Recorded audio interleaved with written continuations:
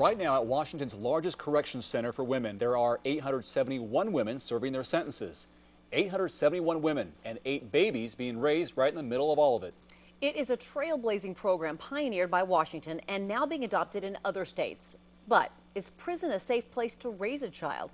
KXLY4's Melissa Luck is here with a special report on a program that might change the way you answer that question. Yeah, prison is not where any of us want to see our kids, not when they grow up and certainly not in the first few days and months of life. But when you see the residential parenting program in action, you may find yourself believing prison is changing these children's lives for the better. These little hands tell so much about 8-month-old Deegan. Curious hands, playful, and reaching out to his mother, Sonny. We all are in this, and it's hard, and Deegan, he makes people happy. Deegan is surrounded every day by everything he needs, his books and his toys, his mom and the caregivers who love him. But outside this building at the Washington Correction Center for Women, razor wire, separating Deegan from the reality of where he's been raised since he was born. I have never been in trouble my whole life, besides 2008 is when everything started. Sonny never thought she'd end up here, let alone with a baby. Living in Deer Park, she had a marriage, 2 daughters, and her own hairdressing business. Then she gave birth to a son with severe medical problems. They said, but your son is not going to live. And, oh, when you get news like that, it's so hard to explain, but you just pretty much, he said, you dies inside. For a time, OxyContin brought her back to life. Pretty soon, it wasn't even about feeling better anymore. It was just to not feel sick. On a dark November night in 2008, Sonny hit bottom. She robbed the Bi-Mart pharmacy with what looked like a real gun. Then she went to a home and tried to end her pain. I took 60 OxyContin, 40 milligrams, chewed them. 10 days later, she woke up in the hospital, now charged with first-degree robbery. By the time she was sentenced a year later, she was clean and sober and pregnant with Deegan. When she got here, she was in the general population, then found out she qualified for the residential parenting program, where she could keep Deegan while serving her 31-month sentence. We're promoting a healthy bond and relationship with incarcerated women and their children. Sonja Alley oversees the unit, which on this day housed 10 women and 10 kids, as young as 2 weeks old. What's that? This is Quincy Quinn, and he's 20 months. Quincy is the oldest child in the unit right now. Mom Sheri is in for second-degree robbery. What's this? Pear.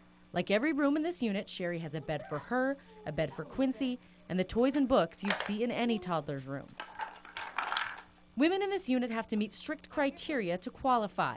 They have to be minimum security offenders, CPS history is considered, and mental health is evaluated. And they typically have to have a sentence of 30 months or less, a short time in prison terms, a lifetime for these infants and toddlers. All designed to keep moms and babies from ever coming back. Children of incarcerated parents are 5 to 7 times more likely to be incarcerated themselves. So we're really trying to break that chain. The moms have support from the staff and from other inmates. Mandy Carver is in for possession of a stolen motor vehicle and is a caregiver who lives on this unit.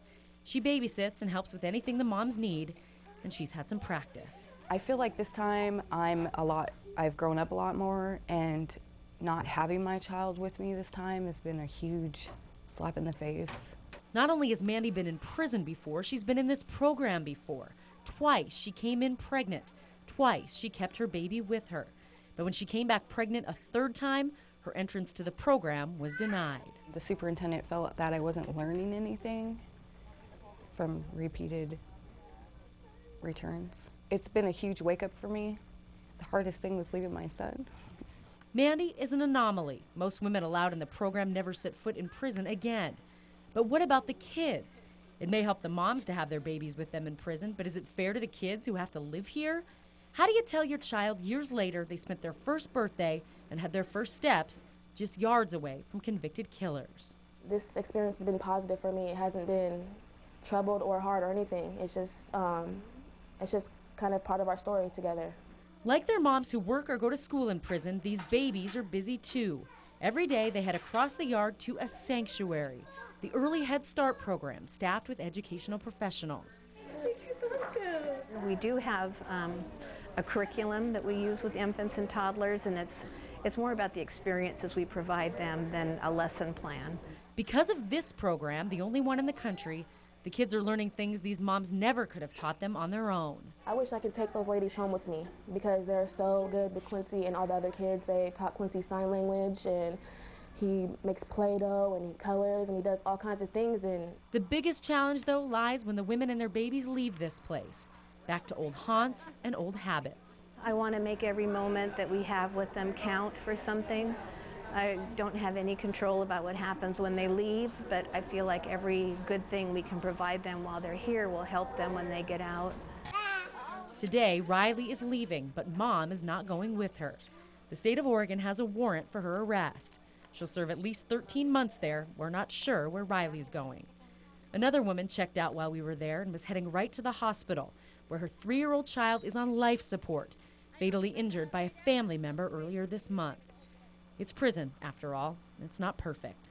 But the women who remain are still confident they've been given the foundation they need to succeed when the gates finally open for them. when they think about prison, they think of like cold, dark, and gloomy, but it's really not like that. People are still people, human beings at the end of the day, and people really do want to change. Hi, baby.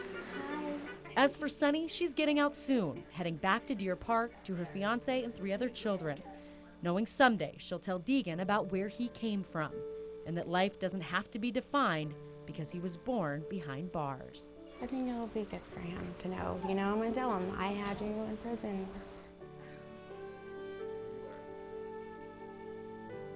And a couple of common questions you might have right now. What is this costing us? The average cost of an inmate in that women's prison is $123 a day. It's the same for women in the parenting program. Diapers, toys, books, foods, formula, all for the babies. It doesn't come from the Department of Corrections, it comes from DSHS. It's money the moms would qualify anyway. If they weren't in prison, they're just getting the services right there with them. Wow.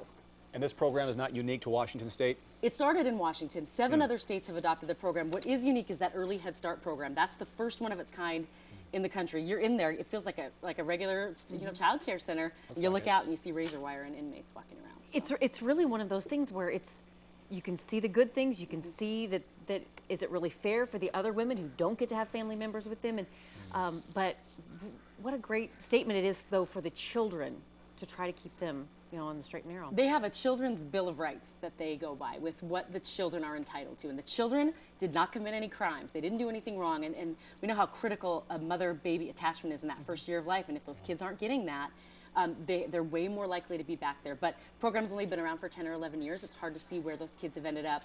But very few women come back, and that saves all of us money. And very few of them commit crimes, which saves us all money in the long run as well. Exactly. Well, if you would like to see that entire story again, add a comment or ask a question about the program, just go to our website, kxly.com.